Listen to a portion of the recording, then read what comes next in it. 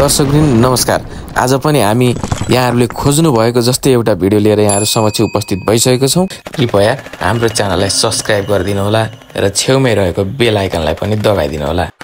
पूर्व राजा ज्ञानेन्द्र शाह पोखराबाट काठमाडौँ आउने क्रममा आइतबार राजावादीहरूले एयरपोर्टदेखि निर्मल निवासको गेटसम्म गरेको प्रदर्शनपछि मुलुकमा राज संस्था पुनर्स्थापनाको सम्भावना र गणतन्त्रको आयुबारे बहस चुलिएको छ। आइतबारको प्रदर्शनपछि राज संस्था पक्षधर हौसिएका छन् भने गणतन्त्र पक्षधरले प्रतिरोध जुलुस निकाल्ने तयारी गरेका छन्। प्रमुख प्रतिपक्ष दल नेकपा माओवादी केन्द्रले आइतबार राजावादीहरूले गरेको प्रदर्शनलाई केपी ओली नेतृत्वको गठबन्धन सरकारको नालायकीको परिणाम भएको निष्कर्ष समेत निकालेको छ।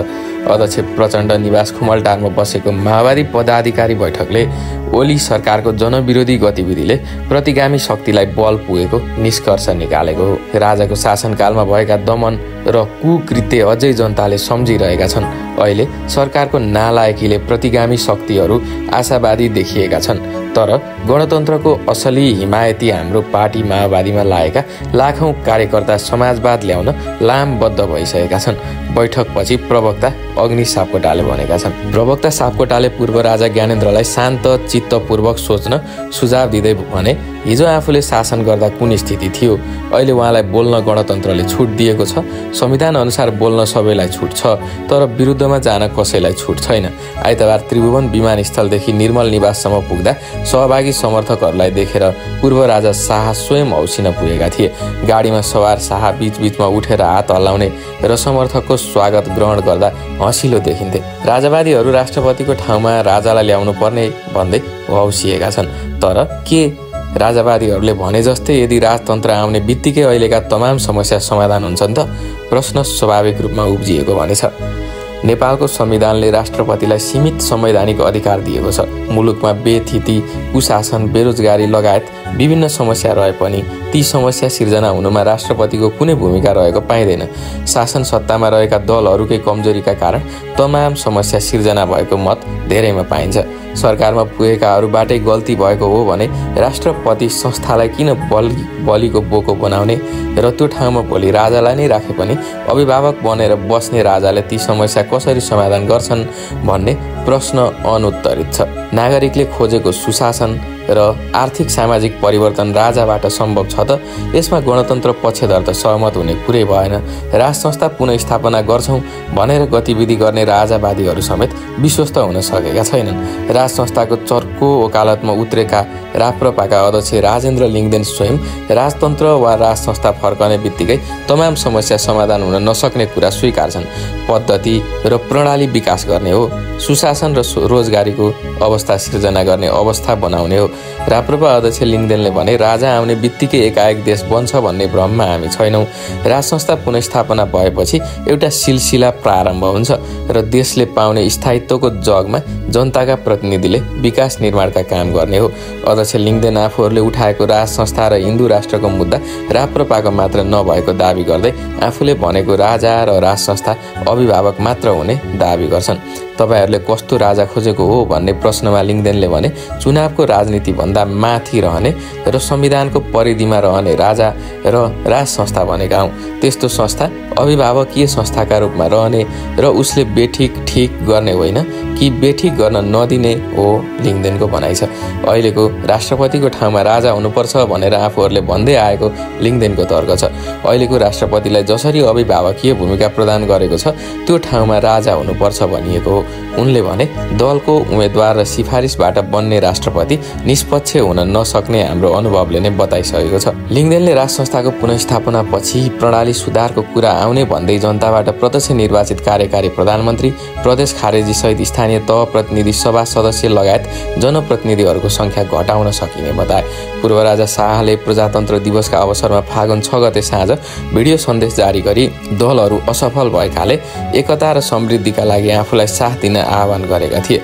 त्यसपछि राजावादीहरूको गतिविधि बढ्न पुगेको राजनीतिक विश्लेषक समेत रहेका प्राध्यापक डाक्टर खगेन्द्र प्रसाई अहिलेको समस्या समाधान गर्न समस्याको चुरो कुरा पत्ता लगाउनु पर्ने बताउँछन्। प्रसाई संविधान, व्यवस्था, नेता वा चुनाव अहिलेको समस्या नभएको विश्लेषण गर्छन्। अहिले राजावादीहरूले भने जस्तो राज संस्था ल्याएर देशको अर्थव्यवस्था बदलिँदैन र समस्या समाधान पनि हुँदैन।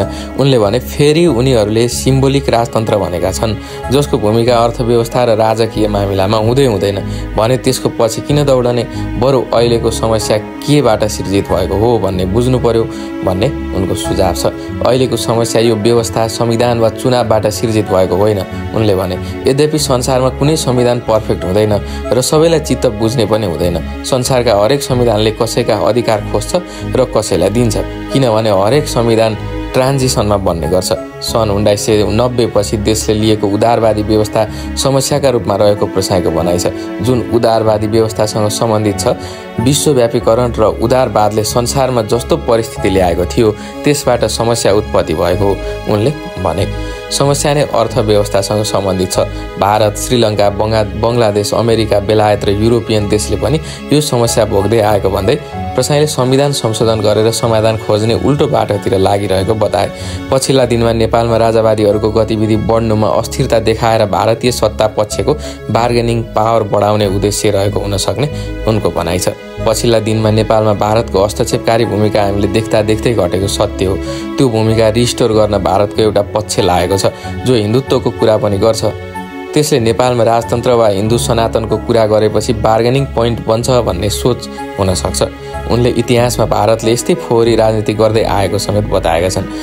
प्रजातन्त्र वा गणतन्त्र आएपछि मुलुकमा केही भएन, त्यसैले बरु राज संस्था नै ठिक भन्ने भनाइ गलत रहेको भन्दै उनले धेरै सकारात्मक परिवर्तन भएको र मानिसहरूको जीवनस्तर, आयस्तर बढेको कुरालाई बिर्सन नमिल्ने बताए।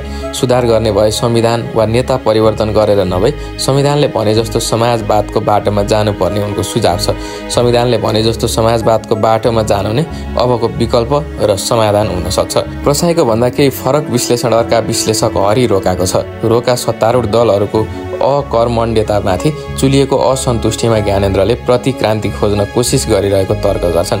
तर उनले ज्ञानेन्द्रले बुझ्नुपर्छ, हाम्रो असन्तुष्टि अग्रगमनका लागि हो। हामी भुइँ नागरिकको असन्तुष्टि नागरिकबाट रैती र प्रजा हुन होइन, रोकाको चेतावनी छ। ओली देउवा सम्मिलित समूहको नेतृत्वमा ग्याङस्टर क्यापिटलिजम हावी हुँदै गएको भन्दै उनीहरूले नै भएका सार्वजनिक संस्था नाश समेत गरिरहेको उनको भनाइ छ।